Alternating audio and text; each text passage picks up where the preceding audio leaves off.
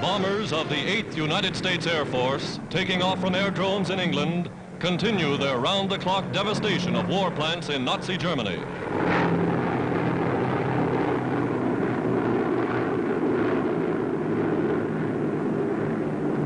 In broad daylight, mighty squadrons roar across the North Sea.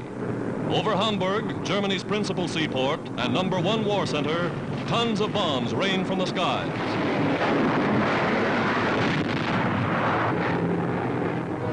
Aerial photographs show the results. 7 square miles of Hamburg's war industries, docks, military installations, flattened and in ruins. Water mains, gas and electric plants destroyed. Hamburg as a war center, a base for submarines, is virtually wiped off the map.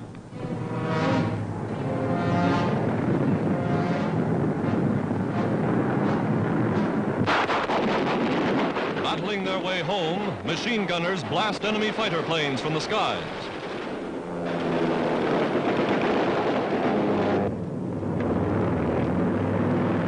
The return of the squadrons.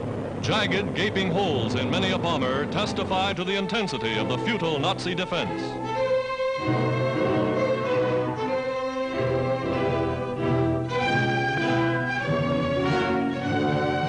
Even as a wounded Yankee gunner is borne from his ship, R.A.F. ground crews are making ready night raiders to continue the assault. From more than 40 aerodromes, 800 giant bombers, Wellingtons, Liberators, Lancasters, forts, take off to complete the destruction of the vital Nazi seaport. Again the signal on target, and the city of Hamburg is fired by more bombs than fell on London in the 11 worst months of the Nazi air attacks.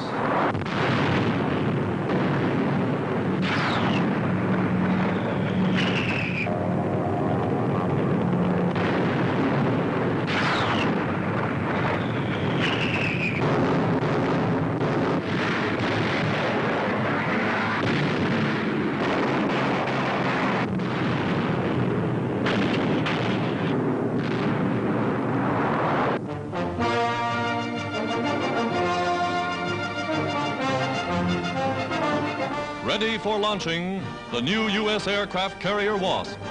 Among those invited to attend the ceremony are sons of naval officers who went down fighting with the old Wasp off Guadalcanal. And the sponsor almost misses the boat. Now it's official, and the 7th warship in the history of the United States to bear the name Wasp slides down the ways to join the fleet. America's newest flat top will soon be in action against the Axis.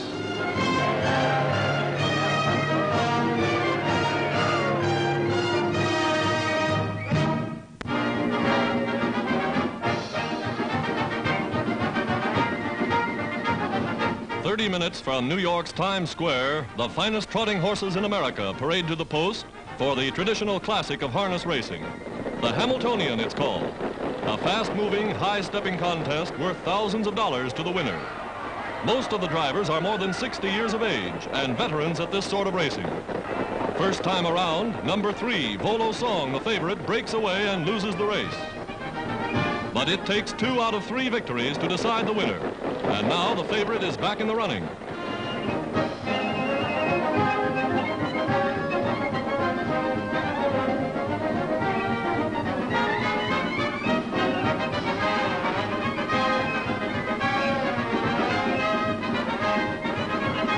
The slow-motion camera recording the thrilling form and rhythmic precision of the famous American trotter.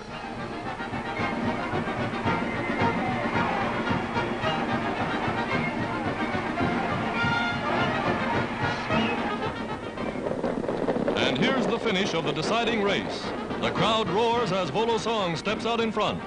For 70-year-old Ben White at the reins, it's his fourth victory, the only four-time winner of America's greatest trotting classic.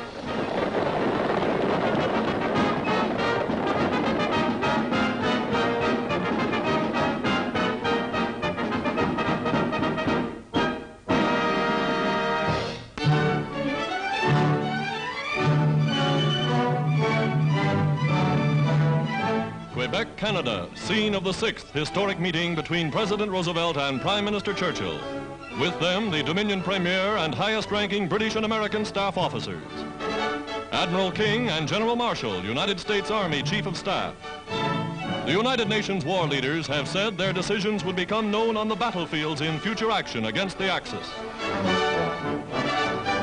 Significant is the arrival of China's Foreign Secretary, Dr. T.V. Soong, who comes to the conference table representing Generalissimo Chiang Kai-shek.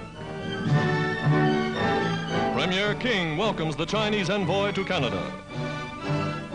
Even as Britain's Prime Minister and President Roosevelt warn the Axis to surrender now, the High Command announces new offensives on all fronts. Names Lord Louis Mountbatten at left, Supreme Allied Commander in Southeast Asia.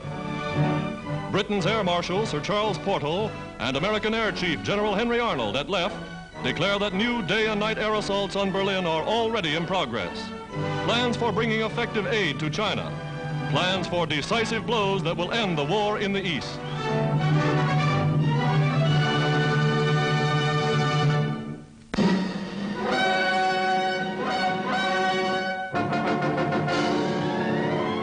From islands north of Australia, New Guinea, New Britain, vitally important Munda on New Georgia Island, come dramatic official films of the Allies' great sea and air offensive against the Japanese in the South Pacific.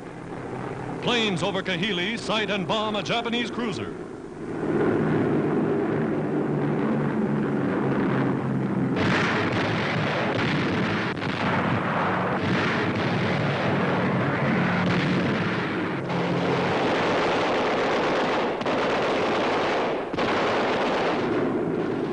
B-24s swarm over the Jap base at Leh on New Britain, breaking shore positions again and again.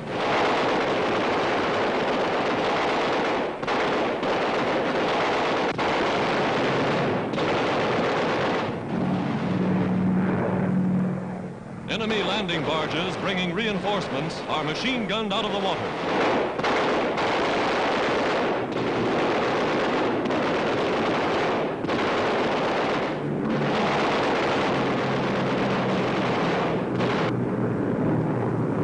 Over the shores of Munda, the bombers see American destroyers move in and bombard the big Japanese airfield on this vitally important island.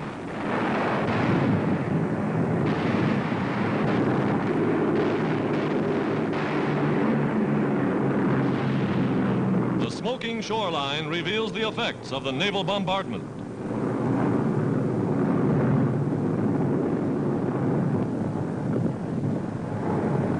Working with precision and exactness in a coordinated attack, the destroyers now move out as medium and heavy bombers soften the way for the Allied troops advancing on land.